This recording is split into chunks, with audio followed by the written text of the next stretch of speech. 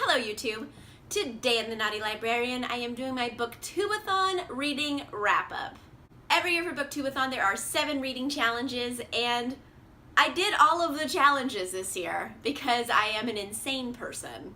Well, technically I read 6 books instead of 7 because one of the challenges was to read a book and then watch the movie adaptation, and I had just read that book recently so I didn't reread it, but I did watch the movie adaptation, so like partial credit.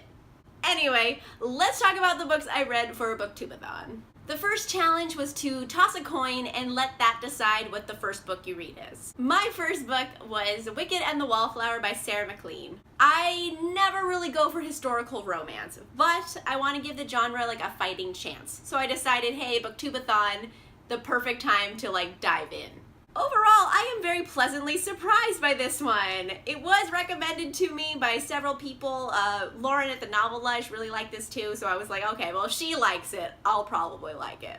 It was funny and witty at times. There was a bit of steam, not as much smut as I thought there would be. I think they only have sex like one time in it, but that's okay. Super cool, spunky heroine. She is a spinster, but she likes to pick locks. And the male love interest is a guy who calls himself Devil, and he's kind of like the head of the London Underground. So, odd pairing, but essentially it's so tropey. It's like, oh, the bad boy meets like the good girl trope. And we have a very good girl and a very bad boy, and together they work really well. Like, I feel like their personalities are really good for each other. I gave this 4 out of 5 stars because while I did enjoy it quite a bit, there was a lot of humor in it, there was great characters, I enjoyed the plot, it still kind of had that like old-timey slow pace thing that I'm not into at points. So some of it I was just like kind of bored because it was like that old-timey slow-paced movement that a lot of historical romances have. But overall, good plot, good characters, good humor, good steam. So overall, I liked it quite a bit. The second challenge was to read a book about something you want to do. Something I want to do is have magical powers, so I selected A Poison, Darkened, Drowning by Jessica Cluse. Again, this was amazing. I really love this series. I gave this 5 stars. Ugh, it's such a good series. Oh my goodness. It's basically Victorian era London, except in this reality there's interdimensional monsters roaming the countryside, and the cities and the rest of England is policed by sorcerers. So there's wizards and demon monsters running around London. Overall, super dope. I really enjoy Henrietta, the lead in this.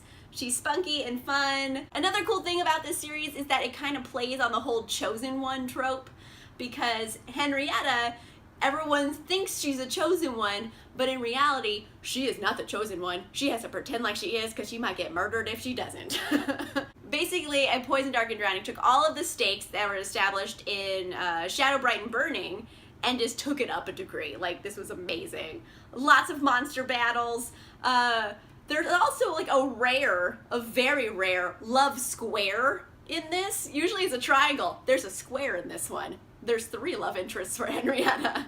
But besides the love square, it's really cool. It's got monsters and magic, Victorian London, spunky heroine, a whole guild of sorcerers. It's awesome. It's totally awesome. Love it to bits. The third challenge is the one I'm getting partial credit for because it was to read a book and then watch its movie adaptation. I have recently read Simon vs. the Homo Sapiens Agenda, like within the last couple of months, so I wasn't going to reread it when it's that fresh in my mind.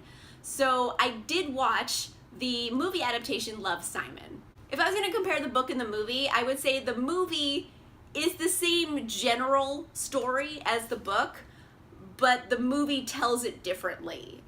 There's like pretty much, like there's a lot of stuff that happens in the movie that's not in the book at all. Characters are changed or omitted in the movie, but it doesn't change the overall plot of the book or the message or like the general feel you get from reading the book. I got the same feeling when I was watching the movie. Like, I thought it was really well done. It was really funny. I enjoyed it quite a bit. So yeah, I had that same heart, that same hopefulness, it had the same spunk, and yeah, even though it was like a different storytelling approach, it was the same spirit and the same overall story. So I wouldn't say they're very close, but they're close enough. The fourth challenge was to read a book with green on the cover. For this challenge, I went with Sight Witch by Susan Dennard. This is actually a prequel novella to the Truth Witch series. In the end, I ended up giving this 3.5 out of 5 stars. It's just a little hard to review for me because on the one hand, this has everything that I love about the Truth Witch series. It has all the action and the capers and the magic and all of that good stuff. Everything that I liked of that series is present in this book. It's just for some reason I wasn't connecting to this one in particular. And I think maybe it's because I wasn't so into Ryber. I liked Ryber as a secondary character in the other books, but this is kind of her story where she's a main character. And like, I'll just be real for a minute, like the girl is a square, like she's just a square. Like I didn't enjoy reading from her perspective, like at all, really. There's also 2 other perspectives in this book, and one of them is by Eurydice, who is a ancient sight witch, and she had a book of prophecy that she wrote, and there was bits of the book that were told from her journal, and I kind of like those ones better. Like, if I'm being honest, I kind of wish this was just told from Eurydice's perspective the whole time. Like, I would have like enjoyed it because her parts of it did get into a lot of the like overall prophecy that's an important part of the whole series. It's just the way it kept like jumping back in perspective, it like I kept losing track about what I should be paying attention to, so it was like hard to pay attention. And I know this like was important to the overall arc of the story, and it does explain some of the prophecy, but it's just I couldn't get into it because like Ryber wasn't like my jam. Don't get me wrong, she's still a good character. Like, she's brave and she's heroic and she does some cool stuff, but she's just like a square personality-wise, and I like my personality and her personality like weren't meshing, but that's like a personal problem. The 5th challenge was to read a book while wearing the same hat the entire time.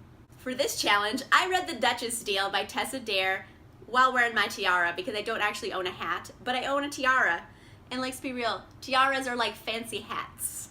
So remember when I said I don't go for historical romance? I read 2 during BookTube-A-Thon. The first one was like about what I was expecting, but a better than average. And then I read The Duchess Deal, and I am shook at how much I freaking love this. Oh my gosh, it's like my jam. I am obsessed with Tessa Dare right now. I went out and bought like 5 more of her books. It's one of the funniest books I have ever read. And I've read a lot of books.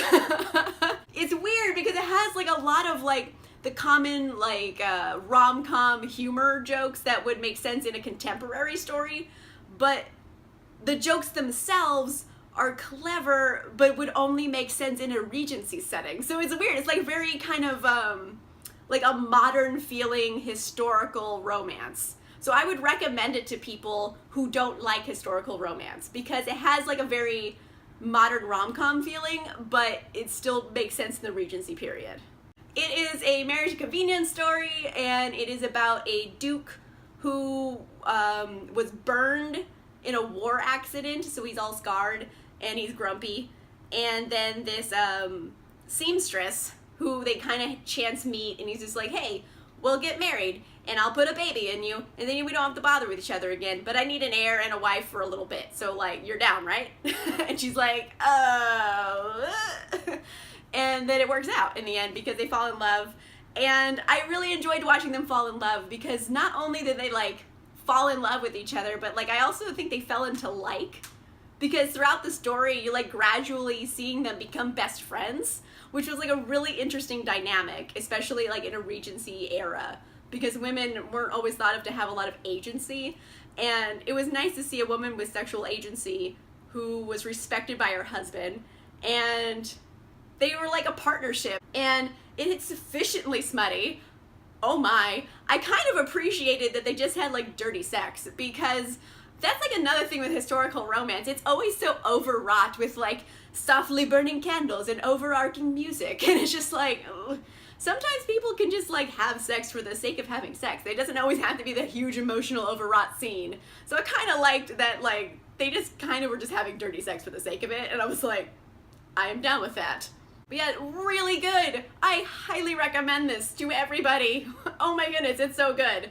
I'm shook by how good it is. Like, for real, I'm not even lying. I don't know if you can see it in the video, but right over here, there's like literally 5 more Tessa Dare books. Like, I went out and bought a lot of her books, so like, I want to read them all now. Like, that's how much I like this book. The 6th challenge was to read a book with a beautiful spine.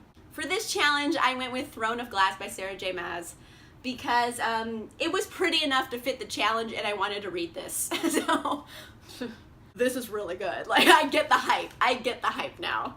It's really cool. It's about like assassins and magic, and I really like that Selena, the main character in this, like, okay, I'll be real for a minute. Selena is an asshole. Like, I really appreciated that they let her be an asshole. Like, there's a lot of books in this thing where like they really try to like make the female character have such a heart and have this like, you know, sweetness to them. And I like that while Selena still had like a heart, she was also an asshole. Like, I like that they didn't clean her up.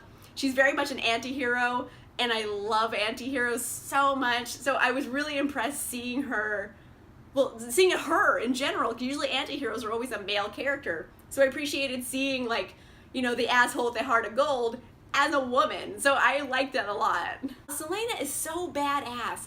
I like that her main drive in this whole competition she's in is not to get the guy. Like, she's like, if a guy happens to come along, she's not opposed to it, but like, that's not her driving force. So I like that the focus of the book wasn't on the romance, surprisingly enough. The 7th challenge was to read 7 books. For this challenge, I read Lifelike by Jay Kristoff. And I picked Lifelike because it lost the coin toss between Wicked and the Wallflower and this book.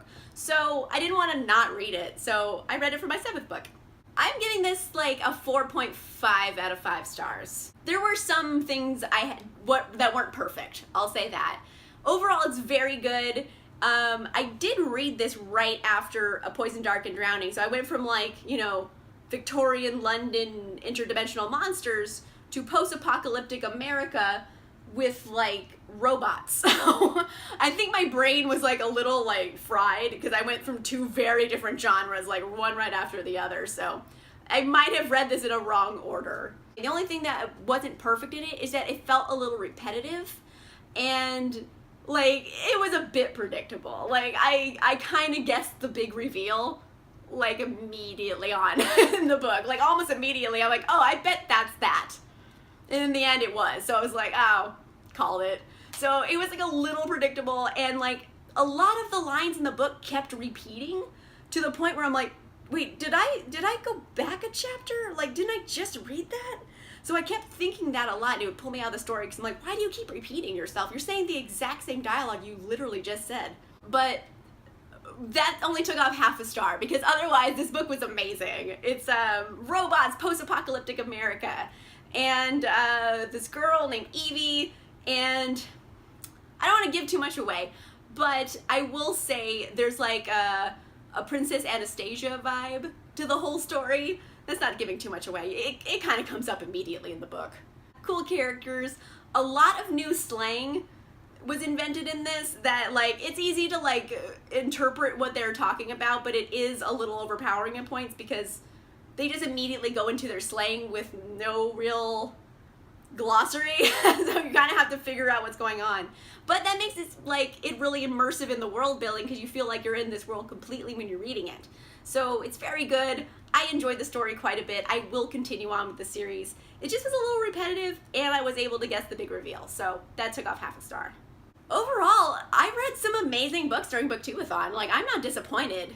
Like, pretty much all the books I read were good, and then I was shook by how much I like Tessa Dare. Like, she is like my new author right now that I'm like obsessed with. Like, I'm so happy I found her book. Like, I can't even. Oh my goodness.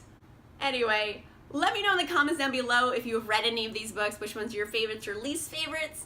What did you read for BookTube-A-Thon? Let me know down below. If you like this video, make sure you give it a like. And if you want to see more videos, make sure you subscribe. And I will see you guys soon. Bye!